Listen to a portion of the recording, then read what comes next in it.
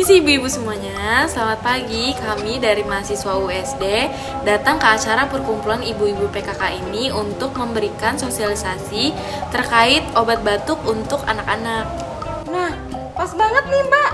Anak saya tuh suka banget jajan sembarangan. Sampai saya gatel banget dengar suara batuknya. Dibilangin mamanya susah banget nurut. Adek, sini, duduk sama mama, dengerin mas mbaknya mau ngomong. Hehehe. Baik ibu-ibu semua, tujuan kami datang di sini untuk memberikan sosialisasi terkait dengan batuk, khususnya pada anak-anak. Apalagi di musim pancaroba ini banyak anak-anak yang mengalami batuk.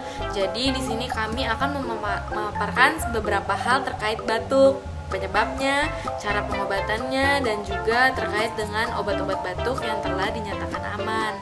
Maka dari itu, informasi yang nanti akan kami sampaikan diharapkan dapat menambah pengetahuan mengenai batuk dan memilih obat batuk yang aman khususnya untuk anak-anak. Untuk yang pertama, kita perlu mengetahui terlebih dahulu pengertian dari batuk. Apa sih batuk itu? Nah, batuk ini merupakan refleks fisiologis. Refleks ini melindungi tubuh dari benda asing seperti bakteri dan virus yang masuk ke saluran pernapasan kita. Lalu, selanjutnya apa sih yang dapat menyebabkan batuk? Jadi penyebab utama batuk itu ada dua ibu-ibu. Yang pertama, adanya infeksi saluran pernapasan atas yang bisa mempengaruhi tenggorokan seperti flu dan radang tenggorokan. Lalu yang kedua adalah adanya infeksi saluran pernapasan bawah seperti bronkitis dan radang paru-paru. Lalu apa sih yang memicu penyebab utama ini? Yang pertama adalah alergi atau sinusitis. Batuk kering juga bisa dipicu karena adanya alergi. Hal ini terjadi sebagai respon tubuh dalam mengeluarkan zat asing yang masuk ke saluran pernapasan.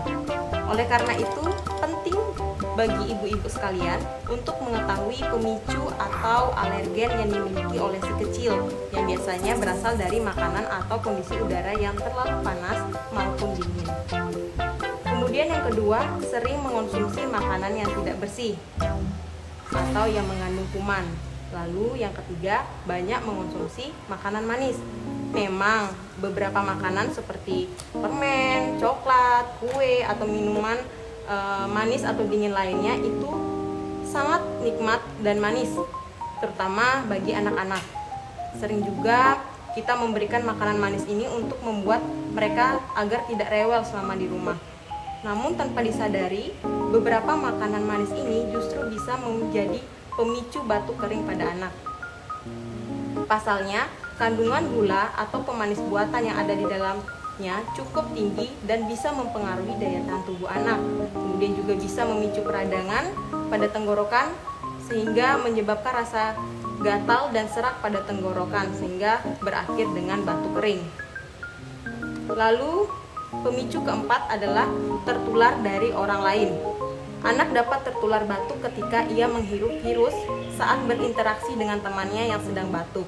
Bisa juga anak tertular batuk ketika menyentuh sesuatu seperti mainan yang mengandung virus batuk, lalu menyentuh hidung, mata, atau mulutnya.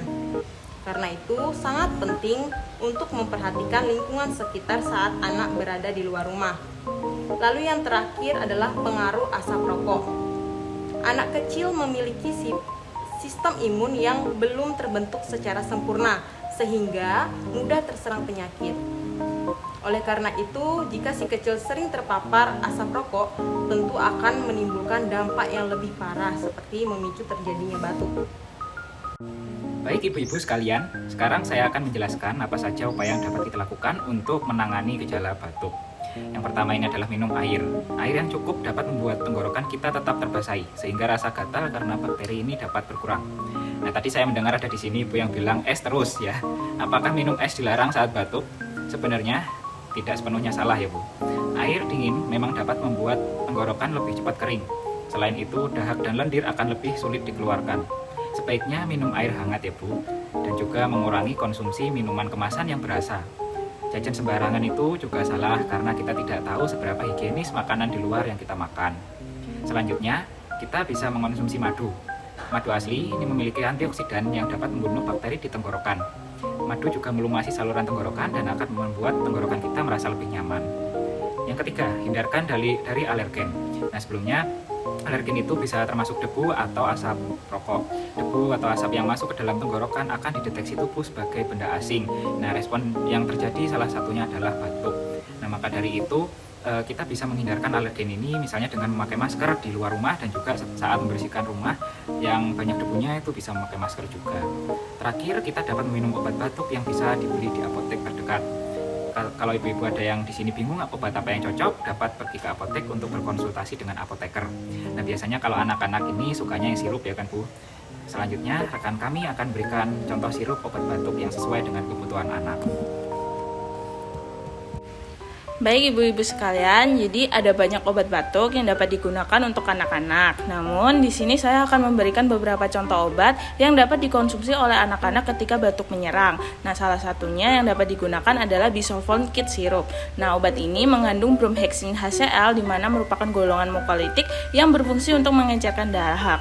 Nah, selain itu ada OBH Kombi dengan kandungan amonium klorida yang berguna untuk meredakan dan membantu mengeluarkan dahak. Nah, di dalam penggunaan obat ini mungkin juga ada efek samping seperti mual, muntah, gangguan saluran pencernaan, dan ruam. Tetapi ibu-ibu sekalian tidak perlu khawatir karena efek samping itu tidak terjadi pada semua orang. Namun jika terjadi dan dirasa sangat mengganggu, ibu bisa menghentikan segera penggunaan obatnya dan segera pergi ke dokter untuk berkonsultasi. Nah, kemudian saya mau kasih informasi nih Bu terkait dengan penyimpanan dan pembuangan obat sirup secara benar. Nah, ibu-ibu sekalian bisa menyimpannya di tempat yang kering, pada tempat yang sejuk di suhu ruangan dan terhindar dari cahaya matahari. Jika ibu-ibu sekalian punya kotak obat, ibu-ibu bisa simpan obatnya di dalam kotak obat. Nah, untuk selanjutnya cara pembuangan obatnya, mungkin ibu-ibu sekalian masih banyak belum mengetahui bagaimana sih cara yang benar untuk membuang obat sirup secara benar. Jadi sebelum botol dibuang ke tempat sampah, ibu-ibu perlu melakukan perusakan label terlebih dahulu untuk menghindari penyalahgunaan obat. Nah, jika masih ada sisa obat dalam botol namun sudah kadaluarsa, sirup bisa diencerkan terlebih dahulu menggunakan air yang kemudian dibuang ke air yang mengalir. Begitu ya, Ibu? Nah, Mbak, kemarin kan banyak berita tuh kalau obat sirup itu berbahaya ya, sampai ada kasus gagal ginjal gitu. Nah, itu obat sirup tetap aman nggak ya? Oh ya, jadi benar ya ibu-ibu sekalian, memang ada temuan obat sirup yang menyebabkan kasus gagal ginjal. Nah, tapi ibu-ibu sekalian ini tidak perlu panik dikarenakan BPOM sendiri sudah mengambil tindakan dengan cara yaitu melakukan pengujian terhadap obat-obat sirup yang beredar di Indonesia. Nah, pengujiannya ini dilakukan untuk mengetahui apakah obat sirup yang beredar ini aman atau tidak untuk dikonsumsi. Nah, untuk mengetahui daftar obat yang sudah dinyatakan aman, ibu-ibu itu bisa mengecek dengan dua cara, yaitu melalui Instagram dari BPOM, yaitu di BPOM_RI, dan juga melalui website dari BPOM itu sendiri. Nah, jika melalui website, ini merupakan tampilan dari daftar obat sirup yang telah tervalidasi aman oleh BPOM. Di sini contohnya ada obat batuk yang bisa digunakan itu seperti Bisolvon, OBH Kombi, ada Batuxin, Bufagen, dan lain-lain. Kemudian yang terakhir yang akan saya jelaskan di sini terkait dengan etika batuk. Nah, kenapa sih etika batuk ini penting? Tujuan dari etika batuk sendiri ini adalah untuk mencegah penyebaran suatu penyakit atau virus secara luas melalui udara, dan juga untuk membuat nyaman orang-orang di sekitar kita. Nah, etika batuk yang benar itu yang pertama menggunakan masker. Nah, penggunaan masker ini kan sudah awam ya ibu-ibu di masa pandemi seperti ini, karena kemanapun kita pergi mengharuskan kita untuk menggunakan masker ya. Tujuannya itu untuk menghindarkan terjadinya penularan. Lalu etika yang selanjutnya yaitu menutup mulut dan hidung dengan lengan bagian atas kita. Kemudian menutup mulut dan hidung dengan tisu. Hal ini yaitu untuk menghindarkan dari penyebaran virus dan bakteri dari kita yang mengalami batuk ke orang lain yang ada di sekitar kita. Nah, terakhir jangan lupa untuk membuang tisu tersebut ke tempat sampah, dan setelah itu mencuci tangan menggunakan sabun dan menggunakan air mengalir. Seperti itu ya ibu-ibu. Baik ibu-ibu semua, terima kasih karena telah memberikan kesempatan untuk kami bisa menyampaikan informasi terkait batuk khususnya pada anak-anak. Dan mungkin ibu-ibu dapat lebih selektif lagi dalam memilih obat batuk untuk anak-anak. Sekian informasi yang dapat kami sampaikan. Apabila terdapat kesalahan kata, kami mohon maaf. Terima kasih. Terima kasih ya Mbak informasinya. Tuh, Adek dengerin, jangan kebanyakan minum es. Suka banget jajan sembarangan. Jangan lagi ya. Nanti mama beliin obat biar Adek sembuh.